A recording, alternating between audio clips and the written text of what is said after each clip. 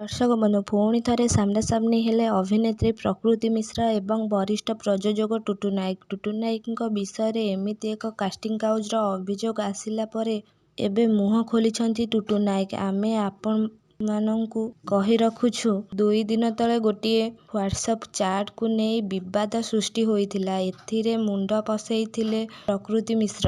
Jasmine ନଥ Tutu ନାୟକଙ୍କ ବିଷୟରେ casting couch ଅଭିଯୋଗ ଆଣିଥିବା ଏବେ ମୁଖ୍ୟ ମୁଣ୍ଡ ପୁରାଇ ଟୁଟୁ ନାୟକଙ୍କ ବିଷୟରେ ବହୁତ କିଛି ଗପିଥିଲେ ଅଭିନେତ୍ରୀ ପ୍ରକୃତି ମିଶ୍ର।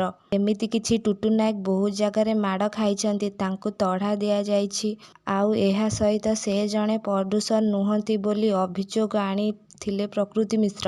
ଆଉ ଏହାକୁ ନେଇ ଏବେ ଜବାବ ଦେଇଛନ୍ତି ଅଭିନେତା ପ୍ରଯୋଜକ ଟୁଟୁ ନାୟକ। ଆପଣମାନେ ଆମେ କହି ରଖୁଛୁ, ଗୋଟିଏ ସଂଗଠନ ସମ୍ମିଳନୀ କରି ଟୁଟୁ ନାୟକ ପ୍ରକୃତି ମିଶ୍ରଙ୍କ ଉପରେ ବହୁତ ବରଷିଛନ୍ତି। ଏମିତି ଏକ ପର ଘର ଭାଙ୍ଗି ଏମିତି କିଛି ସଙ୍ଗୁଳି କହି ମଧ୍ୟ ସେ ପ୍ରକୃତି ମିଶ୍ରଙ୍କୁ ପଛେଇ ନାହାନ୍ତି। ଆପଣମାନଙ୍କୁ କହି ରଖୁଛୁ, ଗତକାଲି ସେ ନିଜ ଘରେ ଗୋଟେ ସାମ୍ବାଦିକ ସମ୍ମିଳନୀ କରି ବହୁତ କିଛି କଥା କହିଥିଲେ ପ୍ରକୃତି ମିଶ୍ରଙ୍କୁ। ପ୍ରକୃତି ମିଶ୍ର ବାସ୍ତବତା ନାହିଁ। ସେ କ'ଣ କରୁଛନ୍ତି ସେ ନିଜେ ବି ଜାଣିପାରୁ ନାହାନ୍ତି। ପୁରୁଣା ରାଗ ସୁଝେଇବା ପାଇଁ ସେ ମୋ ଉପରେ ଏମିତି ଏକ ବୟାନ ଦେଇଛନ୍ତି। ଟୁଟୁ ନାୟକ ଅଭିଯୋଗ କରିଛନ୍ତି ପ୍ରକୃତି ମିଶ୍ର ଉପରେ। ଆଉ ଏହା ସହିତ ତାଙ୍କ ନାଁରେ ଆସିଥିବା କାଷ୍ଟିଂ କାଉଚ ଅଭିଯୋଗ ସମ୍ପୂର୍ଣ୍ଣ ଭାବେ ମିଛ କହିବାର ଯଦି କିଛି ପ୍ରମାଣ ଅଛି ବୋଲି ଚ୍ୟାଲେଞ୍ଜ କରିଛନ୍ତି ବରିଷ୍ଠ ପ୍ରଯୋଜକ ଟୁଟୁ ନାୟକ। ଏହା ସହିତ ସେ ମଧ୍ୟ କହିଛନ୍ତି ତାଙ୍କ ନାଁରେ ମଧ୍ୟ ଅଭିଯୋଗ ଆଣିଥିବା ଲୋକମାନଙ୍କ ମଧ୍ୟରେ ସେ ଆଇନର ପଦକ୍ଷେପ